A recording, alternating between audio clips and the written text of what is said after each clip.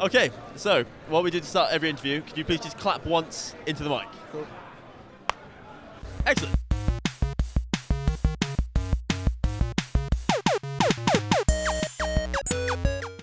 Okay, so what's your name and what's your game? My name is Nick Dymond, I'm from Force Habit, and the game I'm working on is Friendship Club.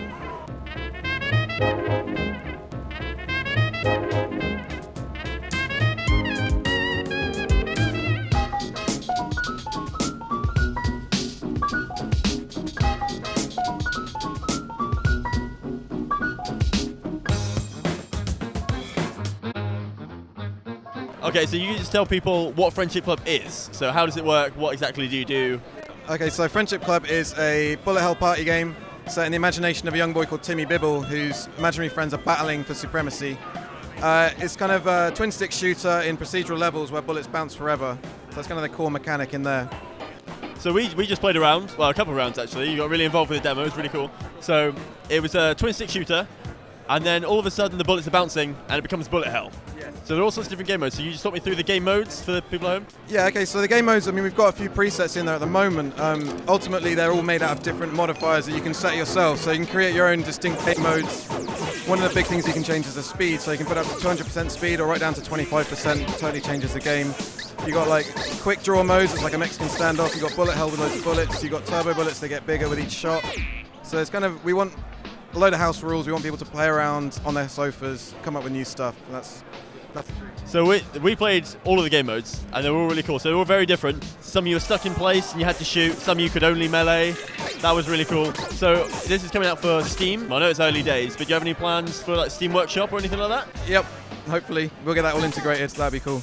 And you can like name your own modes and share them with people, or like do YouTube videos and share like the game mode that you came up with for that particular video. That kind of thing would be awesome.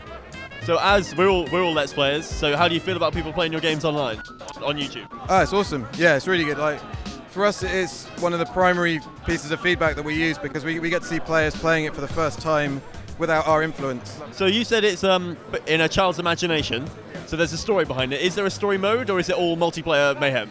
Well, kind of what we want to do is the single player is kind of up in the air as well. We're looking at possible options for that. At the moment, we're focusing on local multiplayer. We do want to put some backstory in for the different characters, what they kind of represent in his imagination. But for us, it means that we can put in as much kind of like dream logic and weird comedy and references, and it's like a mishmash kaleidoscope of this boy's ridiculous imagination.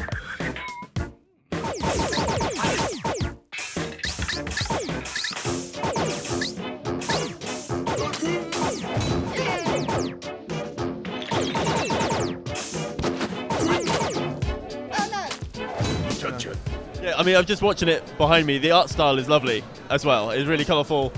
It's just really good. So I love it. So I'm just going to say well done for making such a game. So how long has it been in development? So the original concept came together in 24-hour jam. So that kind of 4 characters were like, and the basic mechanics and procedural levels were really quick. We've been working on about 10 months since. We got like new animation engine, sound engine, all the kind of frameworks in there. But yeah, we want to really push the sort of 1950s animation and the sort of weird jazz soundscape and all this kind of like 1950s stuff. So yeah, we've got a pretty strict idea with what we want to do with the design of it. So how big's your team? Are you quite, because this is the indie room we're in, so how big are you? How many people are you? So there's 4 of us on this. So it's myself and Ashley, we're Force of Habit, so we're a team of 2, like an indie studio. And then there's Tom and Sophie from Clockwork Cuckoo. They're kind of art and illustration studios. So we kind of work on a few other indie games as well, here and there. 4 people for a 4-player game. Yep. I like it. Yeah. 4-player for now, we'll see. Yeah. So I've really enjoyed it. We've all really enjoyed it. So we're probably going to get that. So thank you very much for taking the time to speak to us. That was amazing. Thank you very much. Cheers.